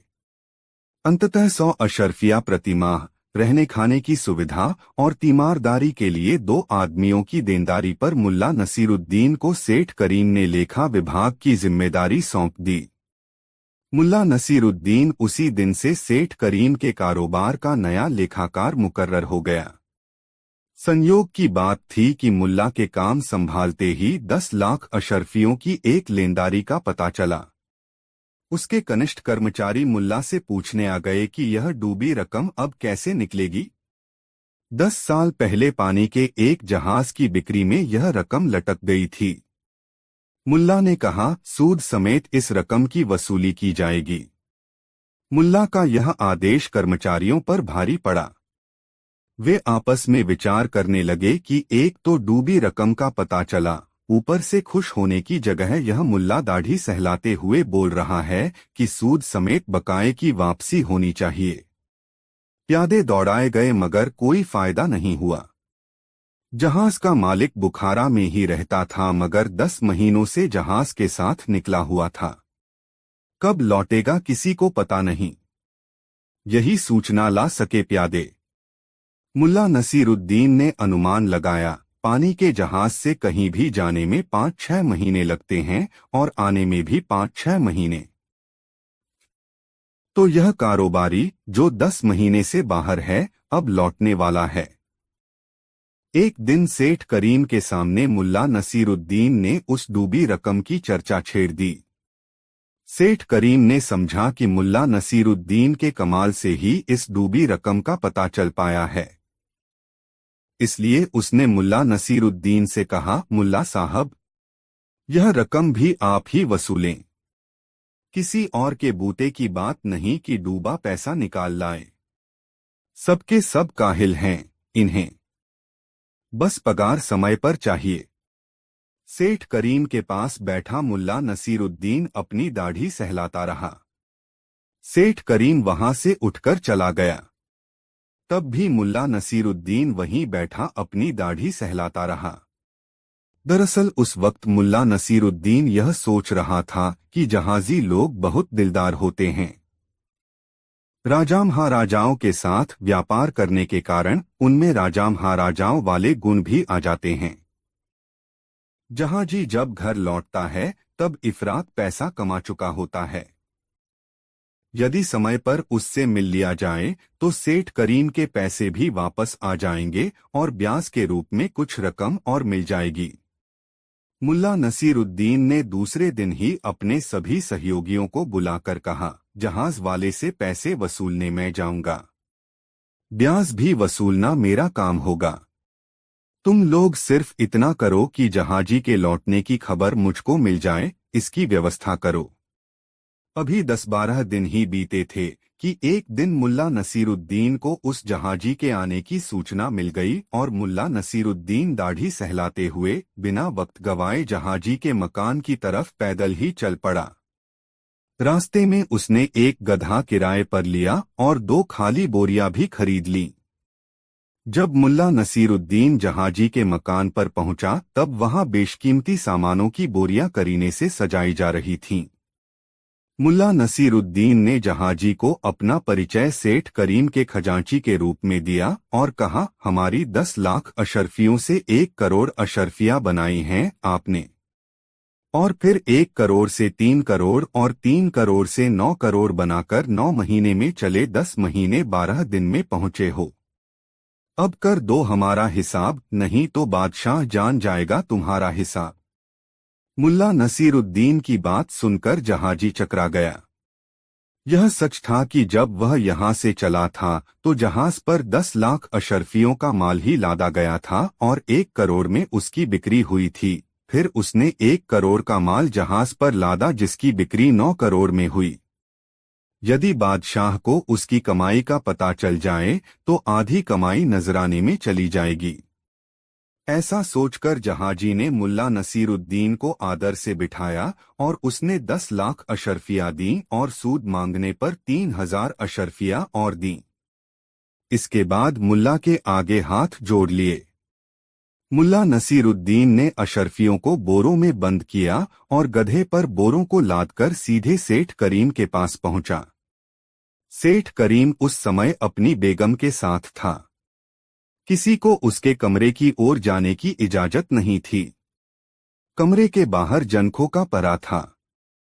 जब मुल्ला के बार बार कहने पर भी कोई सेठ करीम को खबर करने के लिए तैयार नहीं हुआ तब मुल्ला करीम ने चीख कर कहना शुरू किया, सेठ करीम सुनो, एक गधा अशर्फियों के साथ खड़ा तुम्हारे दरवाजे पर तुम्हारा इंतजार कर रहा है। सेठ करीम के कानों तक मुल्ला नसीरुद्दीन की आवाज पहुंची। वह अपने कमरे से यह सोचकर बाहर आया कि मुल्ला नसीरुद्दीन बिना कारण तो आया नहीं होगा, जरूर कोई बहुत जरूरी बात होगी। सेठ करीम ने अपने घर के दरवाजे पर पहुंचकर कहा, आओ मुल्ला नसीरुद्दीन। नहीं सेठ करीम, आज मुझे नहीं, इस गधे को बोरे सहित कमरे में बुलाओ। 10 लाख 3000 अशर्फिया यह गधा जहाजी के घर से ले आया है, मुल्ला नसीरुद्दीन ने कहा। सेठ करीम को समझ में आ गया कि मुल्ला नसीरुद्दीन जहाजी के पास से उसकी डूबी रकम सूद समेत निकाल लाया है। नसीरुद्दीन के इशारे पर वह गधे को कमरे में ले गया और अशर्फियों से भरी बोरियां उतारकर गधे को वापस लेकर मुल्ला नसीरुद्दीन के पास आया। मुल्ला नसीरुद्दीन ने गधे की लगाम थामते हुए सेठ करीम से कहा, सेठ, मुझे अभी 2 अशर्फिया दे दो, 1 अशर्फी गधे का किराया और 1 अशर्फी की दोनों बोरियां। अरे, गधे का भाड़ा अशर्फियों में? 1 अशर्फी में 2 बोरियां तो महंगी हैं, सेठ करीम ने चौंककर पूछा। मुल्ला नसीरुद्दीन ने अपनी दाढ़ी सहलाते हुए कहा, भाड़ा गधे का नहीं सोचता मैं तो देखता हूं कि गधे को भाड़े पर किसने लिया है। मुल्ला नसीरुद्दीन नाम है मेरा। हर काम का मेरा अपना तरीका है। सेठ करीम ने विनम्रतापूर्वक कहना शुरू किया, अरे मुल्ला साहब, आप तो नाराज हो गए। ये लीजिए 2 अशर्फिया। मैं भला आपको नाराज कर सकता हूं? यह डूबी रकम निकाल लाने और 3000 अशर्फियों अधिक लाने का इनाम भी तो आपको मिलना ही चाहिए। कल आप अपना हिसाब किताब देख लें। आपकी जो लेनदारी होगी वह और अपनी तरफ से जो देना होगा वह भी मैं कल दे दूंगा। मुल्ला नसीरुद्दीन 2 अशर्फिया लेकर वहां से चल दिया। गधे वाले को उसने 1 अशर्फी दी तथा 1 अशर्फी अपनी जेब के हवाले कर गधे वाले की दुआएं लेता हुआ अपने घर लौट गया। दूसरे दिन मुल्ला नसीरुद्दीन एक बड़ी सी रोटी लपेटकर कांख में दबाए सेठ करीम के पास पहुंचा। सेठ करीम ने मुल्ला नसीरुद्दीन का यह अंदाज देखा तो उससे पूछा, क्या बात है मुल्ला साहब, आपने कांख में क्या दबा रखा है? सेठ साहब, यह है मेरा हिसाब लेनदारियों का। आप हिसाब किताब में कोई गलती बर्दाश्त नहीं करते और आदमी है गलतियों का मजमुआ। आखिर मैं भी आदमी ही हूं। मैंने सोचा कि गलती मुझसे भी हो सकती है, इसलिए अपना हिसाब मैंने रोटी पर तैयार किया है। क्या पता कि गलती निकल ही आए। मुल्ला नसीरुद्दीन ने कहा। क्या मतलब? सेठ करीम ने पूछा। मतलब यह कि लेखाकार को आपने एक गलती पर कागज का पुलिंदा निगलने की सजा सुनाई थी। मैं कागज नहीं खा सकता, इसलिए मैं रोटी पर हिसाब लिख लाया हूं, मुल्ला नसीरुद्दीन ने कहा। सेठ करीम को मुल्ला के इस कथन से बड़ी ग्लानि हुई। उसने उस दिन ही लेखाकार को नौकरी पर बुला लिया और मुल्ला नसीरुद्दीन को 3000 अशर्फिया देकर विदा किया। जब मुल्ला नसीरुद्दीन वहां से जाने लगा तब अचानक सेठ करीम को एक झटका सा लगा कि तेज दिमाग नसीरुद्दीन अब उसका मुलाजिम नहीं है, तो उसके मुंह से निकला, अब क्या होगा? दोस्तों, वीडियो को एक लाइक जरूर करें। निजी मामला, बहुत मजेदार कहानी। मुल्ला नसीरुद्दीन के दिन फिरते देर नहीं लगी और फाकाक्षी के दौर से गुजरकर वह फिर से संपन्नता की बुलंदियां छूने लगा। जमींदार ने उसे 25 बीघा जमीन किसी बात पर खुश होकर दे दी थी। मुल्ला नसीरुद्दीन में लगन और मेहनत की कमी तो थी नहीं। वह मनोयोग से अपने नए काम में जुट गया और जल्दी ही किसानी के जरूरी गुर सीखने लगा। किस मौसम में कौन सी फसल उगानी चाहिए, किस फसल में कब कब और कितना पानी डालना चाहिए, किस फसल की कोड़ाई कब होती है, निराई के वक्त किन बातों पर ध्यान दिया जाना आवश्यक है, आदि बातें उसे जवानी की याद हो गईं। उसने अपने खेत में बाजरा लगाया था और प्रतिदिन खेत की चौहद्दी की परिक्रमा करता था ताकि खेत में कहीं कुछ कमी दिखे तो उसकी भरपाई में वह लग जाए। एक दिन मुल्ला नसीरुद्दीन अपने खेत की मेंढ से गुजर रहा था कि उसने देखा उसके खेत में उसके एक पड़ोसी शमसुद्दीन का बैल घुस आया है और छुट्टा घूम घूम कर फसल नष्ट कर रहा है। मुल्ला नसीरुद्दीन को यह देखकर बहुत गुस्सा आया।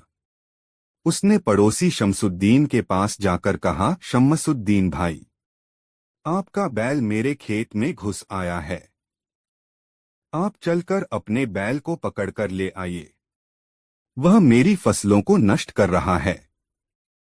मुल्ला नसीरुद्दीन जितना सीधा सादा इंसान था, ठीक उसके विपरीत शम्मुद्दीन बहुत ऐंठन वाला घमंडी इंसान था। मुल्ला नसीरुद्दीन को खैरात में जमीन का इतना बड़ा टुकड़ा मिलने से वह उससे ईर्ष्या करने लगा था।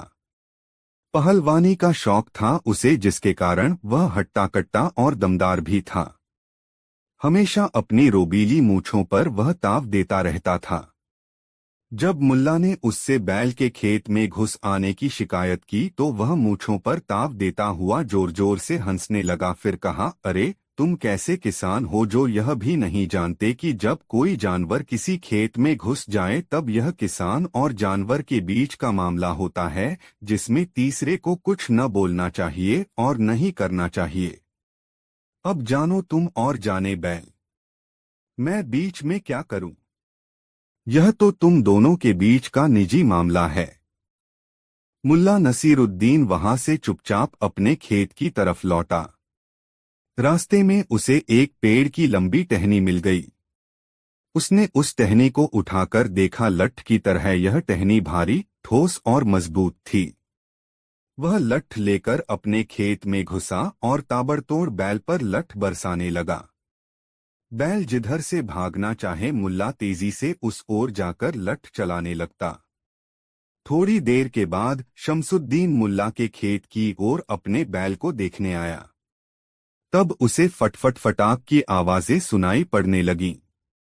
मुल्ला के खेत से लठ चलने की आवाज से शमसुद्दीन चौंक पड़ा और आशंकित हो उठा कि कहीं मुल्ला उसके बैल की धुनाई तो नहीं कर रहा है। खेत के करीब पहुंचकर उसने देखा कि मुल्ला नसीरुद्दीन उसके बैल को घेर घेर कर लठ मार रहा है। उसने खेत की मेंढ से ही चीखकर कहा, मुल्ला नसीरुद्दीन, यह क्या कर रहे हो? तुम मेरे बैल को मार डालोगे क्या? मुल्ला ने सादगी से कहा, यह जानवर मेरे खेत में है। यह जानवर और मेरे बीच का निजी मामला है।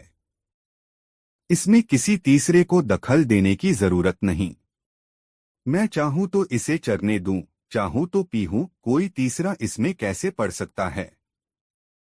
शमसुद्दीन के होश ठिकाने आ गए और उसने मुल्ला को वचन दिया कि अब वह बैल को कभी उसके खेत की ओर नहीं फटकने देगा।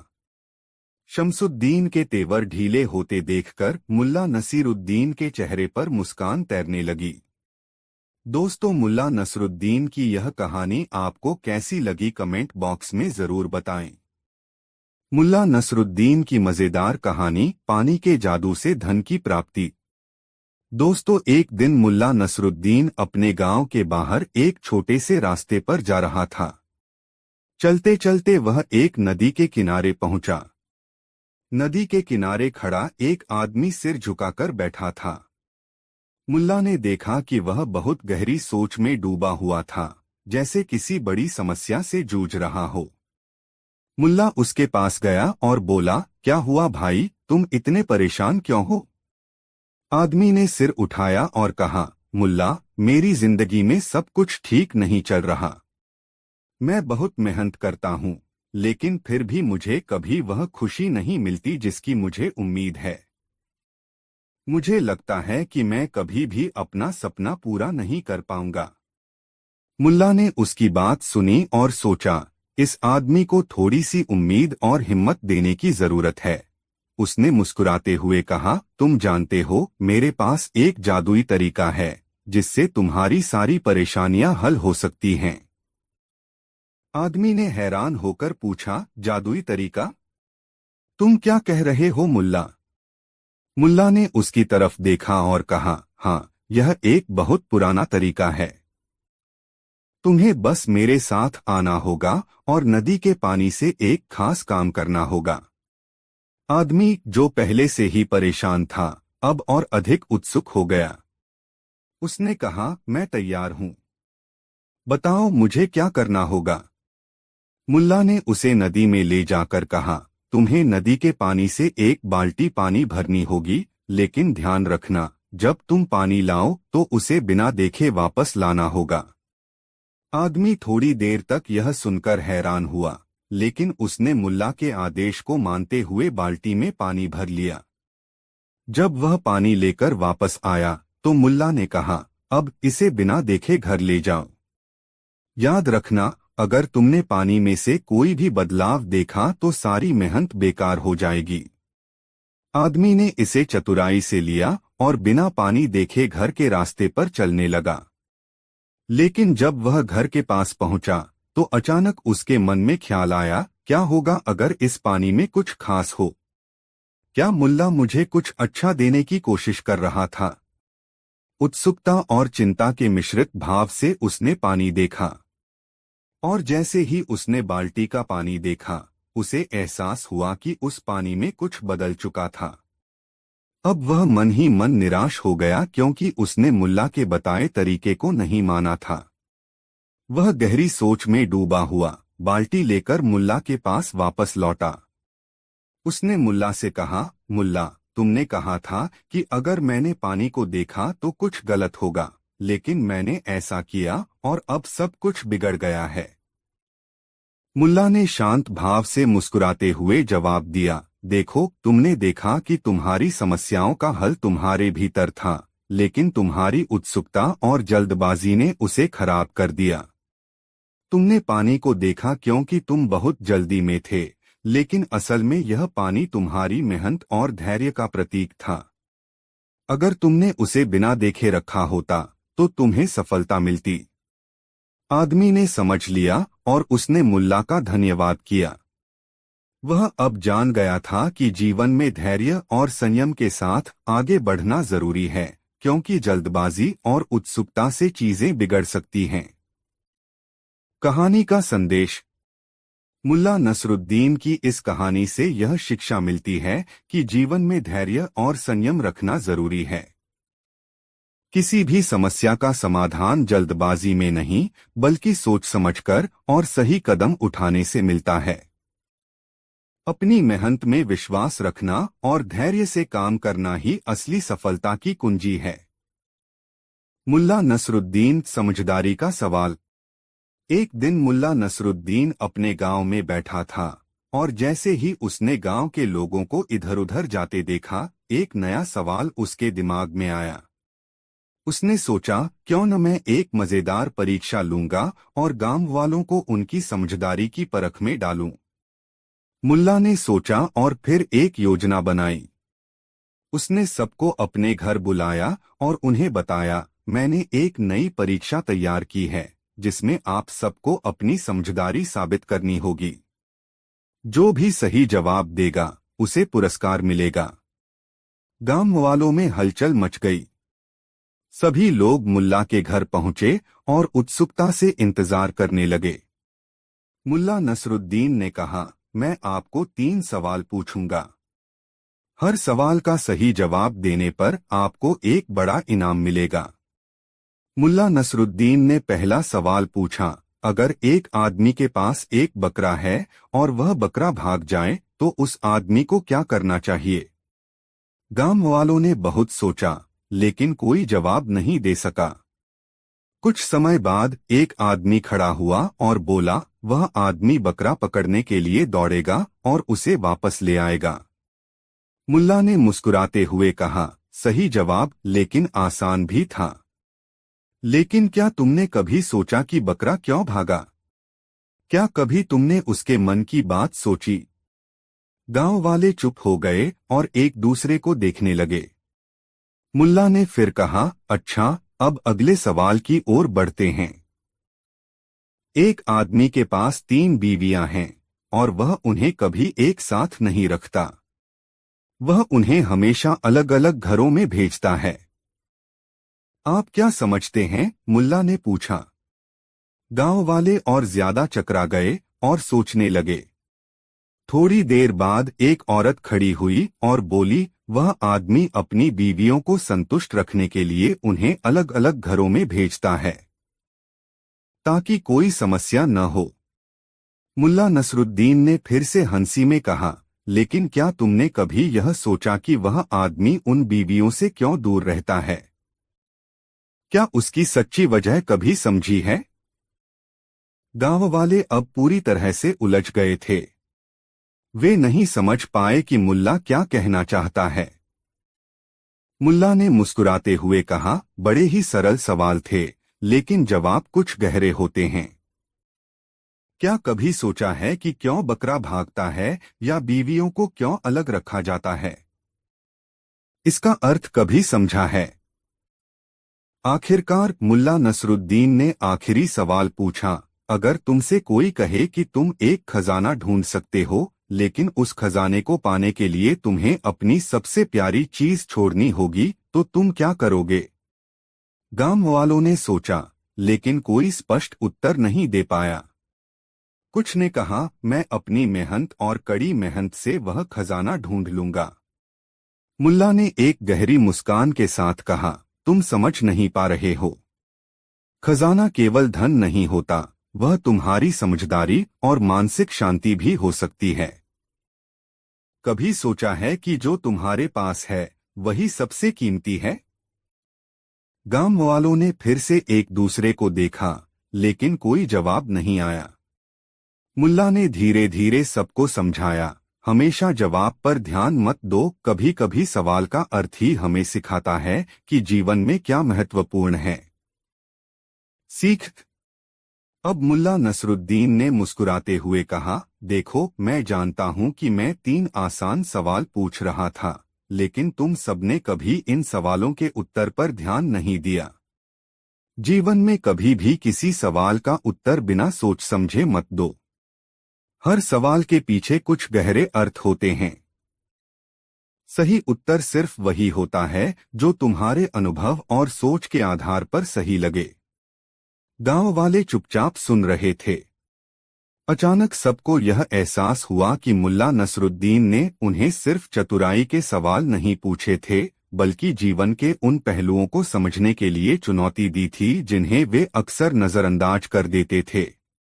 आखिरकार मुल्ला ने कहा, सच यह है कि सबसे बड़ी समझदारी तब आती है जब हम सवालों से ज्यादा उनके उद्देश्य और उनके गहरे अर्थ को समझने की कोशिश करते हैं।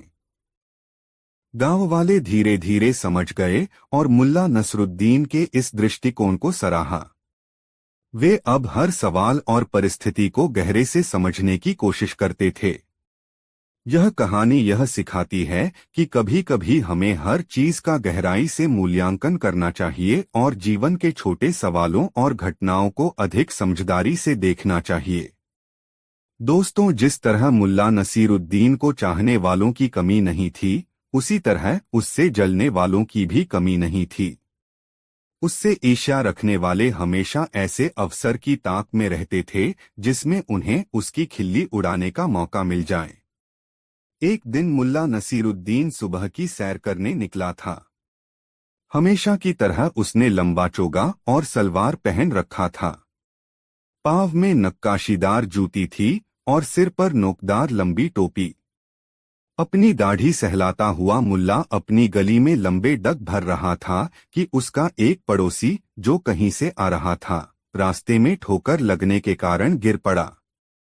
मुल्ला नसीरुद्दीन उस समय उसके पास ही था, इसलिए बिना समय गवाए उसने उसे उठाया और उसके कपड़ों की गर्द झाड़ने लगा तो देखा उस व्यक्ति के पाजामे से घुटने के पास खून रिस रहा है।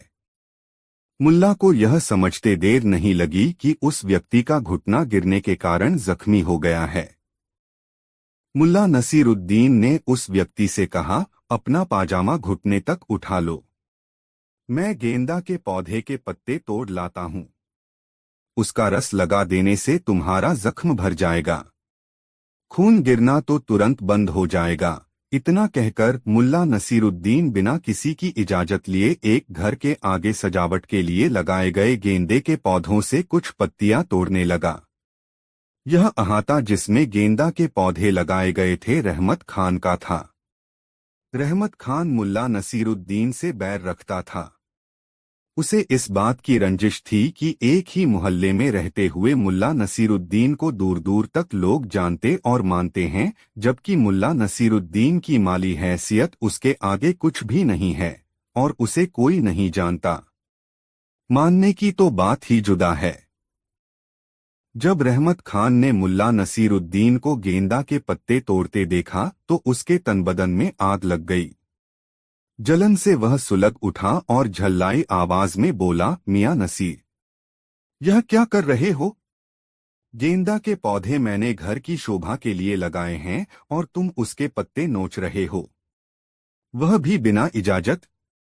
मुल्ला नसीरुद्दीन जानता था कि रहमत खान उससे खार खाए रहता है, किंतु अभी वह वाकई बिना इजाजत उसके लगाए गेंदे पौधों के पत्ते तोड़ रहा है। यह ख्याल आते ही कि रहमत का टोकना उचित है, उसने मासूमियत से कहा, माफ करना रहमू, इस आदमी के घुटने छिल गए हैं। उस रिश्ते खून को देखकर मुझे कुछ भी ख्याल नहीं रहा सिवा इसके कि इसके जख्म से खून बहना बंद हो जाए। मैंने यहाँ गेंदे के पौधे देखे तो याद आया कि इसके रस से खून का बहना बंद हो सकता है। बस मैं गेंदा के पत्ते बेख्याली में तोड़ने लगा। ऐसा कहते हुए मुल्ला नसीरुद्दीन गेंदे के पत्तों को अपनी तलहथी पर मसलता भी रहा। रहमत खान मुल्ला नसीरुद्दीन को नीचा दिखाने पर आमादा था। उसने उससे कहा, हाँ ठीक है, पहले तुम इस आदमी का ठीक से इलाज कर लो। मैं भी एक हकीम की तलाश में था। अब तुम पास में हो तो क्या गम है, तुमसे ही अपना भी इलाज करवा लूंगा। दरअसल मुझे मालूम नहीं था कि तुम हकीमी भी करते हो।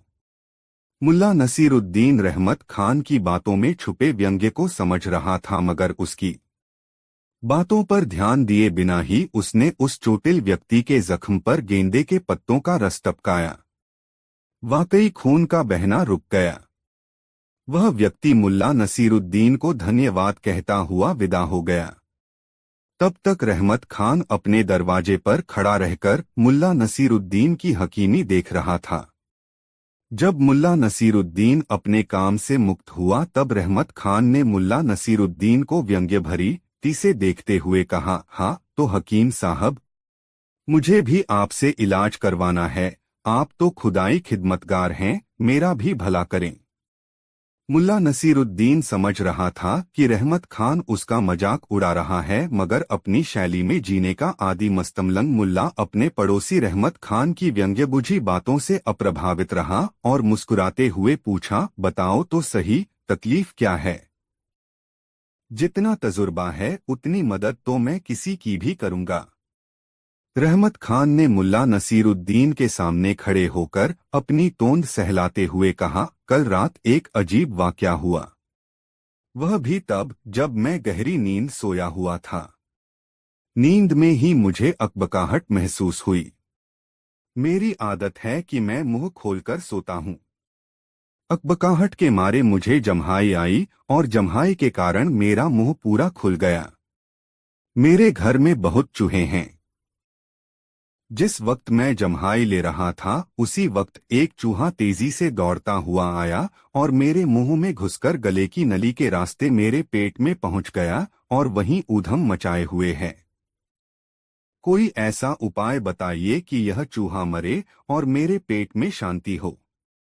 बस इतनी सी बात। यह तो कोई ऐसी समस्या नहीं है कि चिंतित हुआ जाए। मुस्कुराते और अपनी दाढ़ी सहलाते हुए मुल्ला नसीरुद्दीन ने कहा, देखो रहम, तुम बड़ा सा मुंह खोलकर जम्हाई लेना जानते ही हो। बस कहीं से एक छोटी सी बिल्ली पकड़ लाओ और मुंह बड़ा सा करके बिल्ली को गटक जाओ और 2-3 बार बाएं से दाएं, दाएं से बाएं करवटे लो और इसके कुछ देर बाद एक कटोरा ठंडा दूध पी लो। फिर देखो कमाल, बिल्ली चूहे को निगल जाएगी और तुम्हारे पेट में चल रहा चूहे का ऊधम बंद हो जाएगा। और हाँ, यह समस्या तो केवल सामान्य ज्ञान से हल हो जाने वाली समस्या थी, इसमें हकीमी की कोई जरूरत ही कहाँ थी। इतना कहकर मुल्ला नसीरुद्दीन फिर से लंबे डग भरने लगा। वह अपनी दाढ़ी भी सहलाता जा रहा था और मस्त चाल से चल भी रहा था। और रहमत खान कभी मुल्ला नसीरुद्दीन को तो कभी अपने अहाते में गेंदे के पौधों को देख रहा था ठगासा। दोस्तों की यह कहानी आपको कैसी लगी कमेंट में जरूर बताएं। मुल्ला नसीरुद्दीन के घर के सामने 2 लोग आपस में झगड़ रहे थे। उनमें से एक चीख कर कह रहा था, यहाँ से तुम तब ही जा सकोगे जब मुझे मेरे मेहनताने के रूप में कुछ नहीं दे दोगे। दूसरा आदमी, जिसके सिर पर लकड़ियों का गट्ठर था, बार बार उसकी मिन्नत कर रहा था, बाबू साहब कुछ नहीं तो कुछ नहीं ही होता है। यह कोई चीज तो है नहीं जिसका आदान प्रदान हो सके। मगर वह आदमी अड़ा था। मुझे कुछ नहीं चाहिए तो चाहिए। मुल्ला नसीरुद्दीन काफी देर से उन दोनों की यह दिलचस्प लड़ाई देख रहा था। वह टहलता हुआ उन दोनों के पास आ गया और उनसे पूछा, क्यों झगड़ रहे हो भाई? जिसके सिर पर लकड़ियों का गट्ठर था, उसने रुआसे स्वर में कहा, हुजूर, इनसे मैंने सिर पर लकड़ियों का गट्ठर उठाकर रखने में मदद ली है। जब ये गट्ठर उठा रहे थे तब मुझसे पूछा था, तुम इस सहायता के एवज में मुझे क्या दोगे? मैंने इनसे साफ कहा, कुछ नहीं, क्योंकि इन्हें देने के लिए इस वक्त मेरे पास कुछ नहीं है। मुल्ला नसीरुद्दीन ने दूसरे व्यक्ति की ओर देखा, मानो पूछ रहा हो कि बोलो, तुम्हें कुछ कहना है? दूसरे व्यक्ति ने मुल्ला नसीरुद्दीन से कहा, हुजूर, मैंने कुछ नहीं पाने के लोभ में इस व्यक्ति का गट्ठर उठाया और यह व्यक्ति बिना कुछ नहीं दिए ही यहाँ से जाना चाहता है।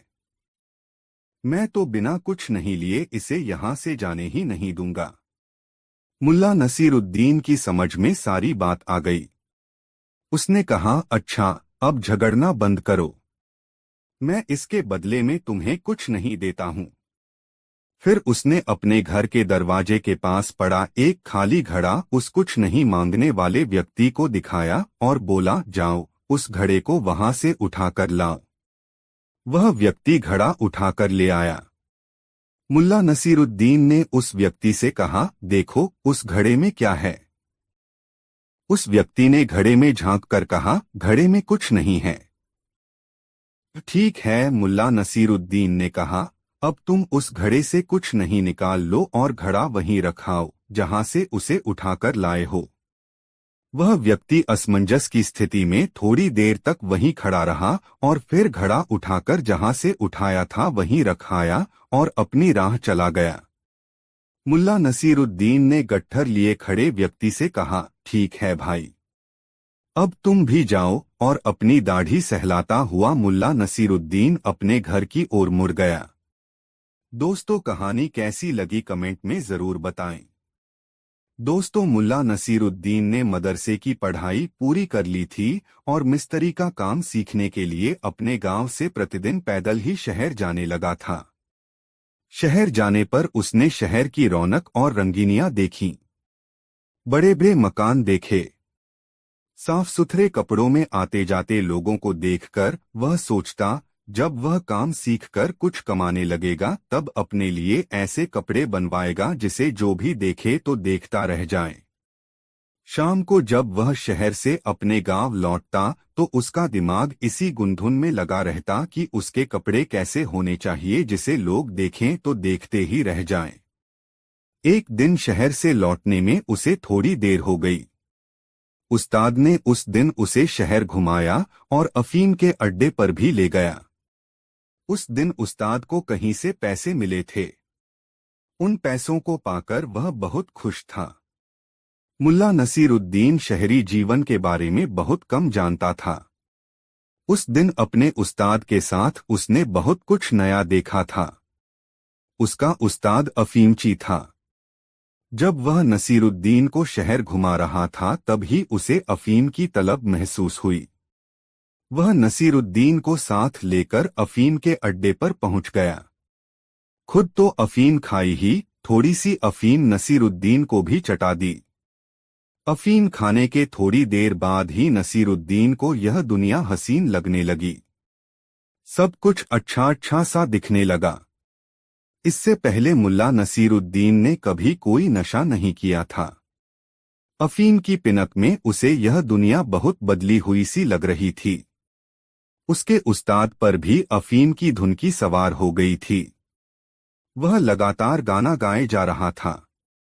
खुद अपने मुंह से गाने के साथ चलने वाला संगीत भी बजाता और फिर ऊंचे स्वर में कुछ गाने लगता। आवाज उसके मुंह में फंसती हुई निकलती जिससे यह समझ पाना मुश्किल होता कि वह गा क्या रहा है। किसी तरह मुल्ला नसीरुद्दीन अपने उस्ताद को उसके घर छोड़ आया और फिर अपने गांव की तरफ चल पड़ा। शहर की भीड़ भाड़ वाले इलाके में पहुंचकर मुल्ला को उस समय भीड़ कम महसूस हुई। दरअसल रात चढ़ आई थी। बाजार की दुकानें बंद हो चुकी थीं, जिसके कारण सड़कों पर लोग कम थे, लेकिन मुल्ला नसीरुद्दीन चूंकि अफीम की पिनक में था इसलिए उसे समय का एहसास नहीं था। वह यह नहीं समझ पा रहा था कि रात चढ़ाई है, इसलिए दुकानें बंद हो गई हैं। वह चकित और भ्रमित सा शहर के बाजार वाले इलाके से गुजरा। उसे कई बार यह भ्रम भी हुआ कि वह गलत रास्ते पर चल रहा है, किंतु इस भ्रम के साथ ही वह चैतन्य होकर सड़क के दाएं बाएं देखने लगता तो पाता कि वह सही सड़क पर ही चल रहा है। इस तरह ठमकते चलते मुल्ला नसीरुद्दीन उस मोड़ पर पहुंच गया जहां से उसके गांव के लिए सीधी सड़क जाती थी। मुल्ला उस सड़क पर पहुंचने के बाद आश्वस्त हुआ कि वह सही सड़क पर और सही दिशा में चल रहा है। उसने याद किया, यह सड़क सीधे ऊंचे घेरे वाले कुएं तक ले जाएगी और कुएं की बाईं तरफ से खेत के बीच से निकलने वाली पगडंडी से चलकर वह सीधे अपने घर पहुंच जाएगा। यही रास्ता उसे बहुत कम समय में उसके घर पहुंचा देगा। आश्वस्त होते ही मुल्ला नसीरुद्दीन की चाल में फर्क आ गया। अब वह लंबे डग भरता हुआ चल रहा था। वह मन में सोचता, अब 10 कदम के बाद शीशम के वृक्षों की कतार शुरू हो जाएगी। गांव वालों ने श्रमदान करके इस सड़क के दोनों किनारों पर शीशम के पौधे लगाए थे।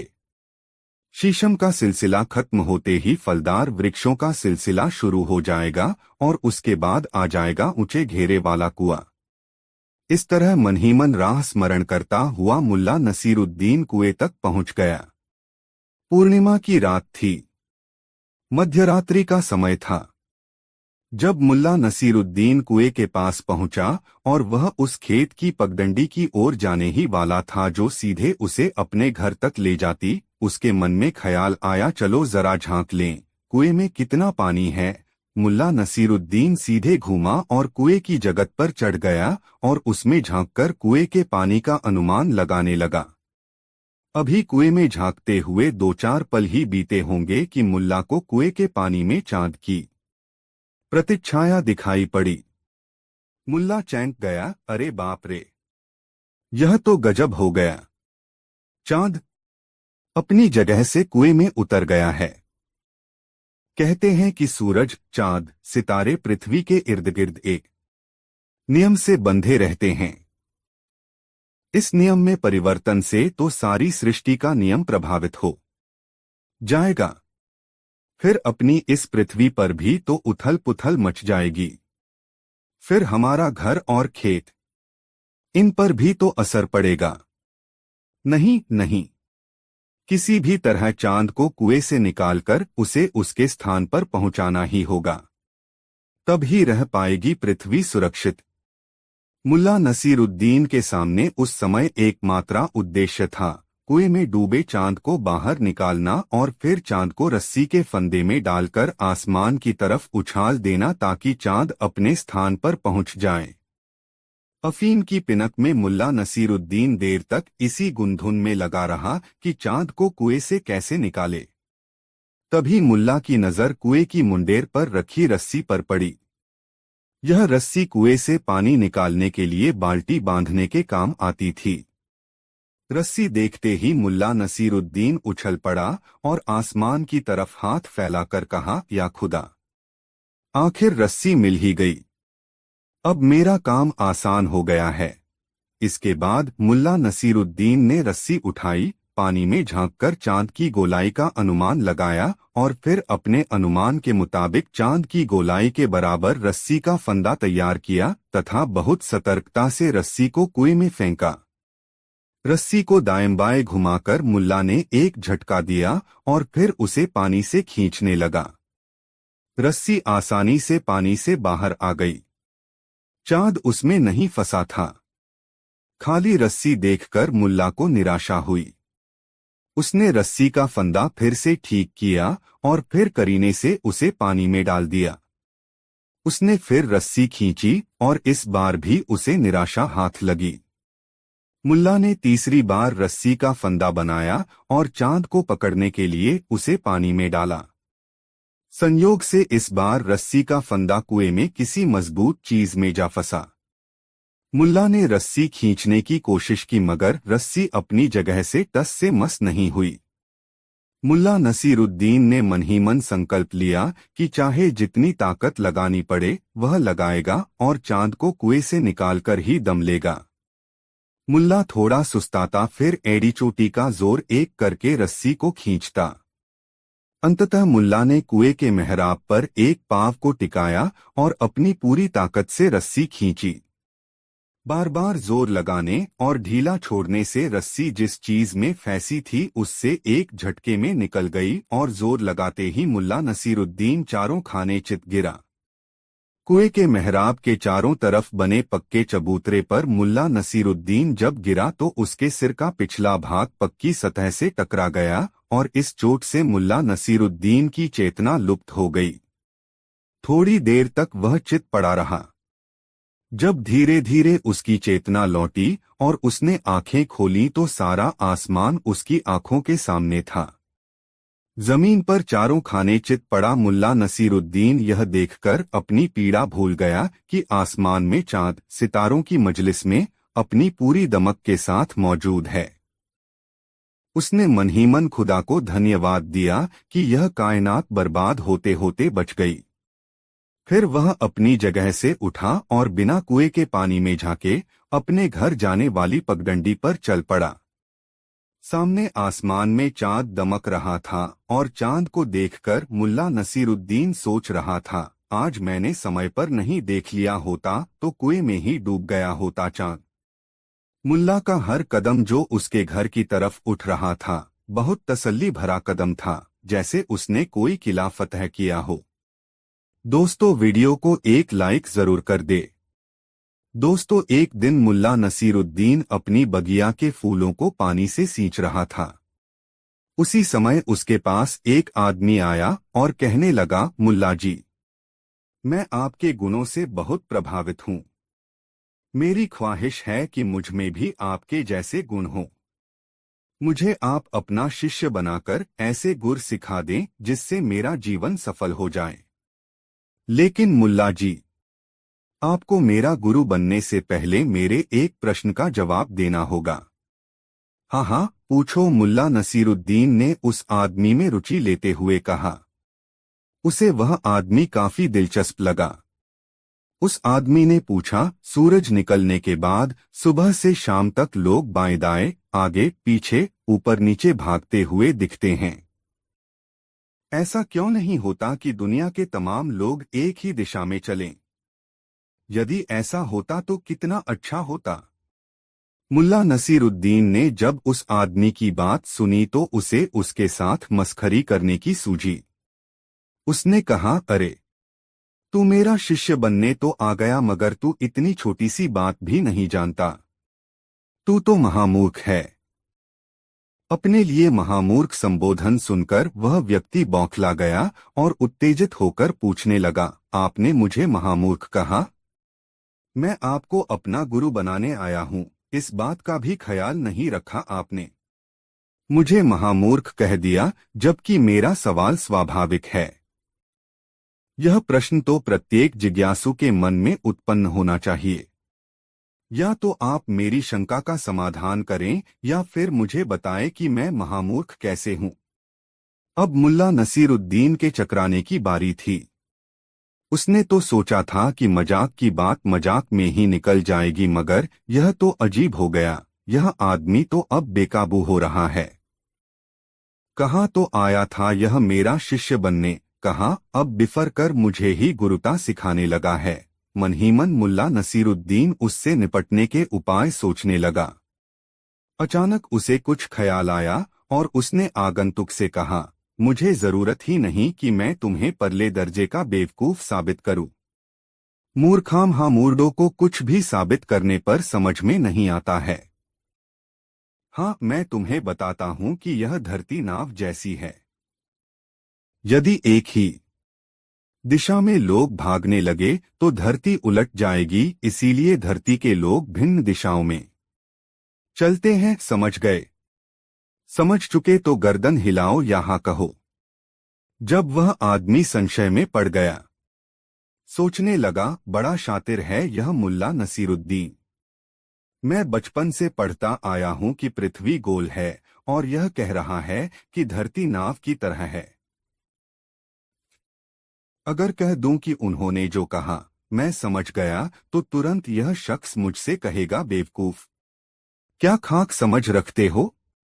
धरती भी कहीं नाव की तरह उलट सकती है। और यदि कहता हूं कि यह बात मेरी समझ के बाहर है तब तुरंत मुल्ला नसीरुद्दीन को यह कहने का अवसर मिल जाएगा कि अरे बेवकूफ, इतनी सी बात नहीं समझ सकते। उसे उलझन में देखकर मुल्ला नसीरुद्दीन ने पूछा, क्या हुआ? तुम कुछ कहते क्यों नहीं? वह व्यक्ति बोला, क्या कहूं? समझें तब भी और नहीं समझें तब भी मुझे आप परले दर्जे का बेवकूफ ही कहने वाले हैं। उसकी बात सुनकर मुल्ला नसीरुद्दीन ने हंसकर कहा, सबके सामने जीवन के ऐसे ही सवाल हैं, क्या करोगे? इतना तो मुझे पता चल ही गया कि तुम समझदार हो, इसलिए तुम मेरे शिष्य बन सकते हो। और उस दिन वह व्यक्ति मुल्ला नसीरुद्दीन का शिष्य बन गया। दोस्तों, कहानी कैसी लगी कमेंट बॉक्स में जरूर बताएं। दोस्तों, यह कहानी आपको कैसी लगी कमेंट में जरूर बताएं। ऐसी और नई मजेदार कहानी सुनने के लिए हमारे चैनल आरके वर्मा को सब्सक्राइब जरूर कर लें और यह वीडियो अपने मित्रों को जरूर शेयर करें। वीडियो देखने के लिए आपका बहुत बहुत धन्यवाद। मिलते हैं किसी अगले वीडियो में, तब तक के लिए जय श्री राधे राधे। धन्यवाद।